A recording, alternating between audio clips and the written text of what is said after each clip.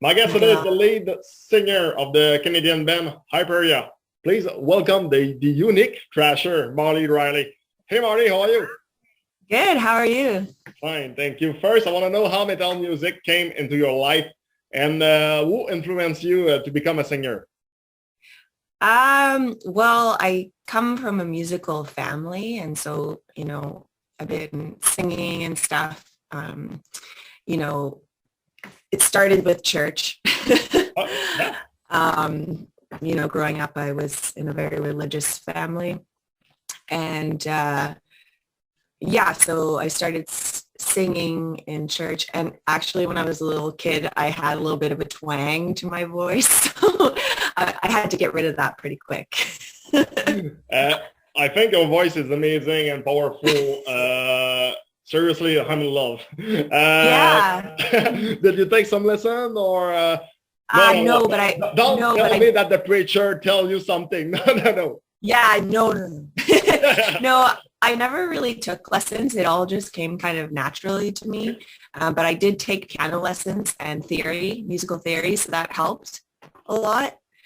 And then I taught myself how to play guitar just to kind of accompany myself. Yeah. All right. And also my mom was a singer and a guitarist, so she was one of my bigger influences. Yeah, she helped you a lot. Yeah. What is the story of Hyperia? Okay, so it started with Colin and I. We had just got married and went on a trip for a year, and we had a little travel guitar because obviously we can't bring electric guitar and stuff. And so we kind of, as we were traveling through Europe and Asia, we're writing different, riffs and songs and trying to figure out some stuff, because we knew when we got back, we would want to start a new band because we were in another band before called Skymere. And I was the keyboardist in that band, not the singer. But so we kind of went around and wrote songs on this little tiny travel guitar. And then when we came back, we had, gone to a show, and we actually surprised our friend when we came back. Like, no one knew we were coming back. So we just kind of appeared at a show, and that's where Colin met Dave. I've known Dave for years, but for some reason, even though Colin and I have been together for 8 years, their paths just never crossed. And he was like, yeah, I've been trying to start a thrash band or something. Like, I just want to be in a band. He had never been in a band before. And Colin's like, okay, like, let's see if we can, work something out. And then we found a drummer named Chase, which unfortunately it didn't really work out. But then we found Scott, which is someone that Colin had recently worked with, and he before the trip, and he was also in the metal scene. So yeah, he's the bassist.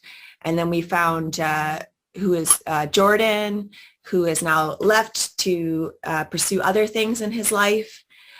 So it was kind of formed of a dream of Colin's, because, he's the main writer. I write the lyrics and everything, but he's writes pretty much everything. And then everybody else, contributes in some way. And yeah, it was just kind of started with meeting people and just finding like-minded people. And we were really lucky because everybody was ready to invest as well. So you talk about the lyrics. Can you tell us how do you write it? This is something relating from you.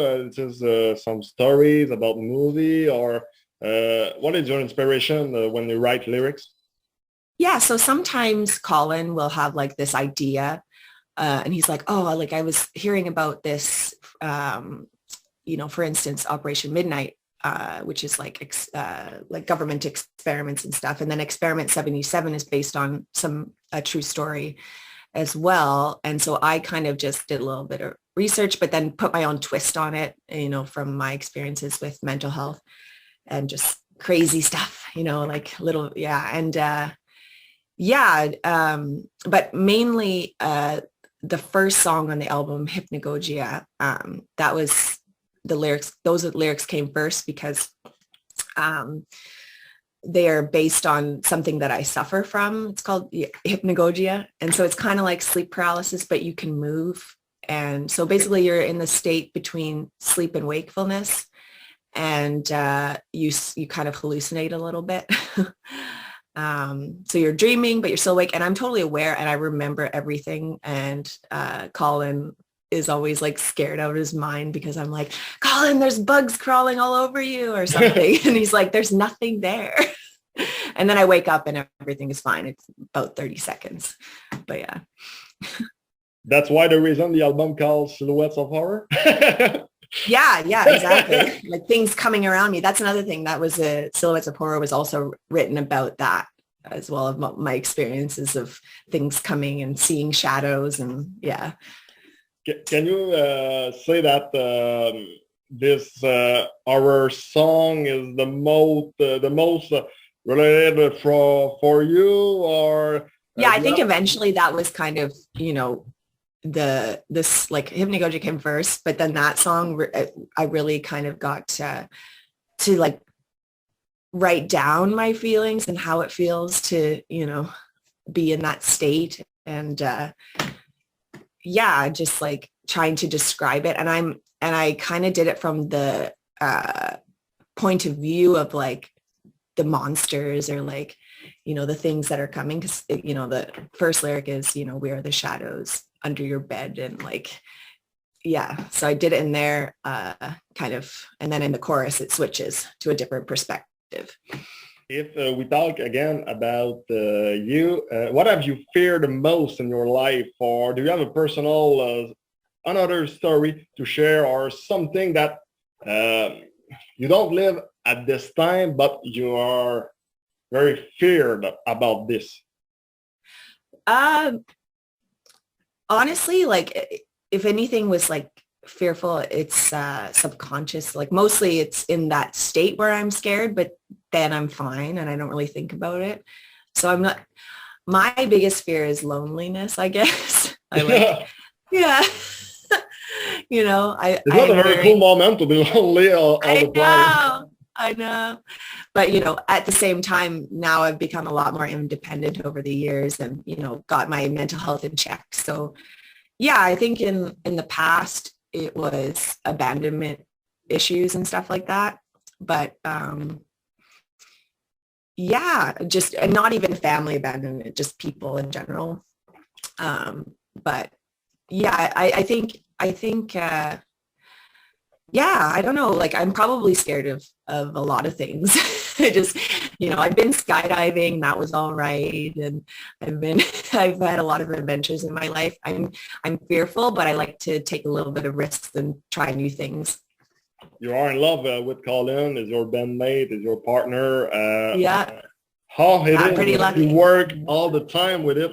Do you think sometimes it could be more frustrating because you have not maybe the same idea for the band, but you are in love, so you have to work with, or it's more hazy? How do you see this? Yeah, so basically, Colin and I, we're a team and we're best friends. Yeah, sometimes it gets in the way, but we are very big on communication. So we don't just let things slide. We go and talk about it and stuff. And we're more like, this is something I grew up with doing. It's called be curious before furious. So basically we ask questions, like if someone says something, like if he's going to make me upset, often there's a different reason. He doesn't mean it that way. So, you know, you ask like, hey, like, are you okay? How are you feeling? Rather than snapping, you know? So we have a really good, strong bond, and we're very good at communicating. And so we more have discussions than arguments, but, you know, sometimes it does, you know, turn into an argument, and we know, okay, let's just go our separate ways and we'll think about it and then we'll come back. One thing about your new album, Silhouettes of Horror, you decide to cover the song of ABBA, Gimme Gimme Man After Midnight. It's very awesome. I very fell in love Thank with you. this cover. And you know what? It's one of the favorite songs of my mother and father. And Oh, wow. when I decide to send this version to us, he said, wow, oh my God. It's more fast, it's more hard, but it's so all beautiful for the song. You very like it. Why did you decide to choose this song of ABBA? And I have to say, why this one? And how was the process to decide to choose this one? Yeah, I mean, we were still living in Calgary, Alberta at the time, and we were just sitting around and we were listening to ABBA because Colin and I both love ABBA. And yeah, and our friend at the time was like, oh, you should cover ABBA. And I was like, oh yeah, we've been thinking about that. And we love ABBA because we think it's just so well written and it's a little bit more technical than people give it credit for, you know? And so yeah, we're like, okay, what song do we do? And that one just came on and it just kind of was like, yeah, this is the song. It was just a feeling, you know. And then I found out that another band called Synergy had done it. And I was like, I didn't realize until after we had recorded it and everything, but I think my husband knew about it. He just didn't really mention it. But yeah, and I know that who did the cover of it? There's an Igor Malmsteen. But anyways, something, he changed it to Your Love After Midnight rather than Man After Midnight or whatever it is. Yeah. Okay, what's that? Who now I'm like, who is that? I can't, it's, you know how like something is in, you know it, Yeah. but it's just not coming. Let's see. Yeah, I was right. It's Malmsteen. Yeah. So yeah. Cool. I read recently that you are working with a new project called Triskelion. Can you tell us about this new band? Yeah, so I don't know any of the members personally. Jeff had reached out to me after, I'm sure, like he heard about us probably through John Asher, and because he does the metalrules.com. Yeah.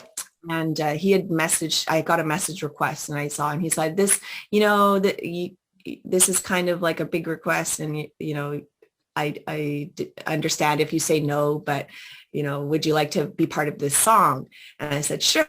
And then, so yeah, that's kind of how that started. I haven't talked to any of the other members, but Colin and I recorded here and kind of came up with our own melody. And then Jeff, I think he's the one that wrote the lyrics. So I'm just kind of part of the project to add a little bit of a different sound. And then, yeah, he just loved what I sent him, what I came up with. So that's how that started. And then he's actually bugging me now because he's like, oh, we got to do more songs. And I'm like, I got to think about it because I have so much on the go right now with working in Hyperia, but I'm pretty sure I'm probably going to end up doing it. I hope to see you play very soon in Quebec City.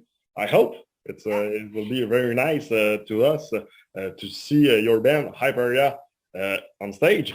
But just before we leave, just a quick question. Do you think Silhouettes of Horror could be a turning point for your band? Well, we're hoping for that, you know, like we feel like it's a big step up from the other album because, you know, the other album was kind of rushed because we just wanted to get our name out there. And I don't regret doing it in that way at all. Also, the drumming style was never really what we wanted. And that was another thing that didn't really work out with our other drummer. Like he's a great drummer, but we just wasn't what we wanted. And Colin and I, when we have a vision, you know, it's like, no, we want what we want, you know? So we ended up getting Gord, our friend from this band called Tessitura and Tides of Karen. and he was a session drummer on the album, so that at least we could get it recorded and out there so we could show people that would possibly want to be a drummer. And now, like, we have a drummer named Stephen Maloney he lives here in Vancouver, but he's from Ireland. And yeah, we're stoked to play a show with him soon. Marlee, thanks for your time. It will be an honor. Yeah. It was an honor. Sorry. It was an honor. So hope to see you play soon in Quebec or Montreal. I think everyone of Quebec have to see your band on stage. Oh, thank you. Yeah. Well, hopefully we'll be able to work something out.